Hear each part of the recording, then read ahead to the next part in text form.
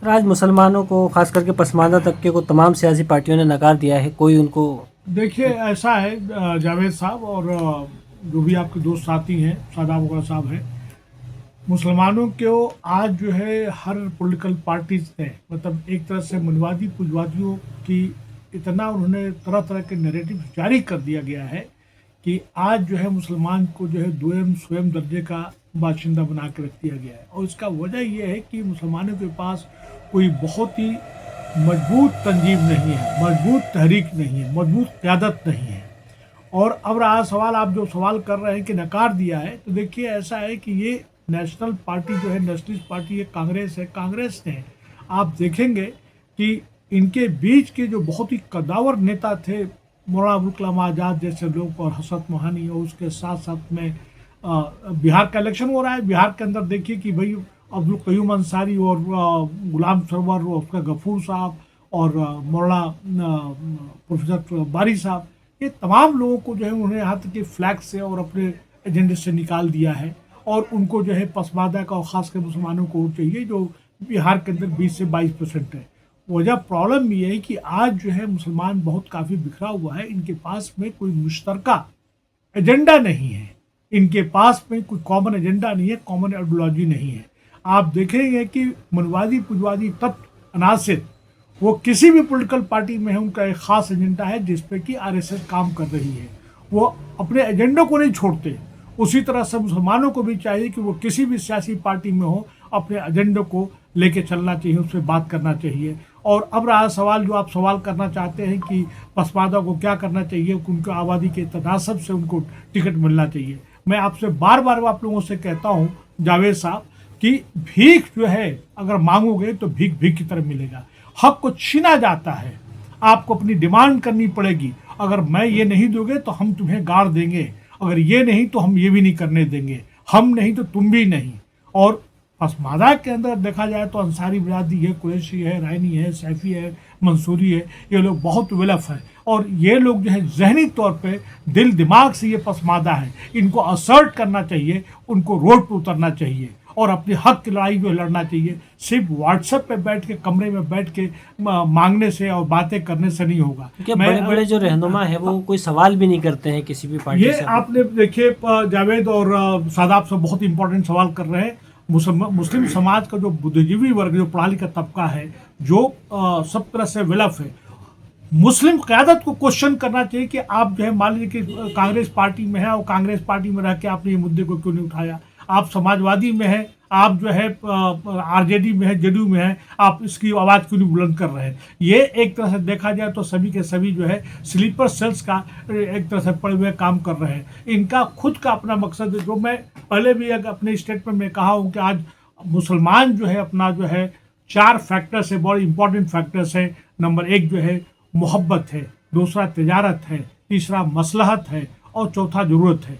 आज मुसलमान को जो है ज़रूरत पे और मसलहत और तिजारत पे काम कर रहा है, मोहब्बत में कोई कांग्रेस या किसी भी पॉलिटिकल पार्टी के साथ नहीं है। उसकी मजबूरी इन्होंने एक तरह से मजबूरी करने कराने की बात कर दिया है कि लोग मजबूरी कहाँ जाएंगे। हम लोग को अपने आप को असर्ट करना चाहिए अपना कॉमन एजेंडा बनाने के बाद, और नहीं तो घर घर जाके हमें सियासी और समाजी शऊर की पढ़ने पढ़ाना या उनको अवेयर करना चाहिए कि हमें क्या करना चाहिए। और मनवादी पुनवादी ताकतें उनको बिल्कुल नए सिरे से खारिज कर देना चाहिए, चाहे वो किसी भी पॉलिटिकल पार्टी का क्यों ना हो। और मनवादी पुनवादी जो ताकतें हैं, ये हमारे मुसलमानों का बहुत बड़ा दुश्मन है। और इसके साथ साथ में आज भारत में जो है जो भी रूल ऑफ लॉ है या ड्यू प्रोसेस ऑफ लॉ है या इस पर कॉन्स्टिट्यूशन जो काम करना चाहिए, एडमिनिस्ट्रेशन काम नहीं कर रहा है, ये मैं कहना चाहता हूँ मैं। और पॉलिटिकल पार्टी जो है हमको जो है नरम चारे की तरह बार बार जो कहा जाता है उसको करता है। हम लोगों को ये करना चाहिए कि इतना सियासी और समाजी शऊर पैदा करना चाहिए अपने लोगों के बीच में कि अगर ये नहीं तो ये भी नहीं। और आज बिहार का इलेक्शन हो रहा है और अगले साल उसका बंगाल का होगा, असम का होगा। हम लोग को इस पर अपने हक की लड़ाई के लिए मांग करना पड़ेगा। और ये तभी मुमकिन है जब अपना मुश्तरका एजेंडा बनेगा, मुश्तरका उनका कॉमन प्लेटफॉर्म होगा और उसके साथ साथ में अपने खुद की आइडियोलॉजी होगी। अपने तमाम डिफरेंसेस को ख़त्म करना पड़ेगा। इससे पहले भी मैंने लिखा कि मुसलमान कई लेवल पे, कई सतह पे डिवाइड पड़ा हुआ है। उनको अपना अगर कॉमन एजेंडा होगा, एक साथ जब चलेंगे, एरिया ऑफ कॉन्सेंसस को देखना पड़ेगा कि किस तरह हमें काम करना चाहिए, तब जाके हमारा भला हो पाएगा। अच्छा, ये दिमाग में रखें कि भारत किसी का बाप का नहीं है, भारत सबका है।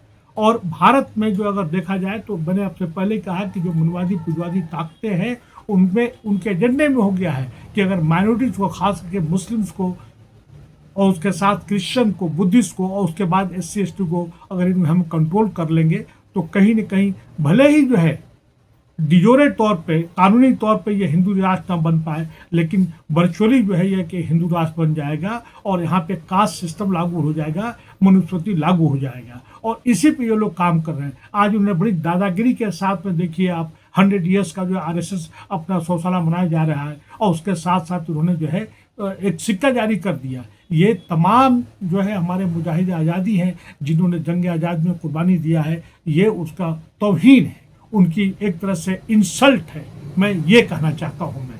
और ये सब के लिए हम समझते हैं कि एक कॉमन एजेंडे की तरह काम करना चाहिए। वहाँ पे बहुत से ऐसे इश्यूज हैं बिहार के अंदर, और ख़ास करके जैसे कि 1950 का प्रेसिडेंशियल ऑर्डर है, बदक मियां अंसारी का जो है उनके फैमिली के साथ इंसाफ का है, और उसके साथ आबादी के तनासब से जो है उनको टिकट मिलना चाहिए। अच्छा, ये भी बता दूं कि इस सरकार में पिछले 10-12 साल में आज बहुत से पसमानदा के लोग बहुत से ऑर्गेनाइजेशन बना के जो बरसरे अखबार पार्टी उसके लिए काम कर रहे हैं, लेकिन सबसे ज़्यादा नुकसान पिछले 10 साल में जो है हुआ है वो पसमानदा तबका का हुआ है। सबसे ज़्यादा नुकसान उन्हीं का हुआ है, उन्हीं को डिप्राइव किया है, उनके घर पे बुलडोजर चला है, उनकी दुकानें वो बर्बाद हुई हैं, उनका जो है बिजनेस बर्बाद हुआ है, उनके साथ जुल्म जाती हुआ है।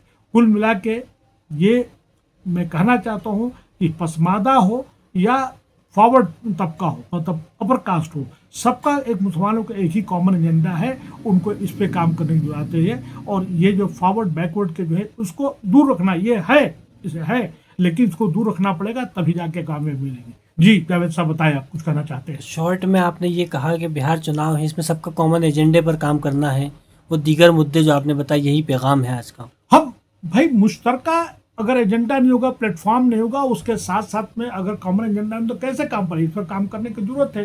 कुल मिला के अगर कॉमन एजेंडा होगा, कॉमन आइडियोलॉजी होगी, तभी हम आगे बढ़ सकते हैं। अपने डिफरेंसेस को भुलाना पड़ेगा। आप सबका बहुत बहुत शुक्रिया।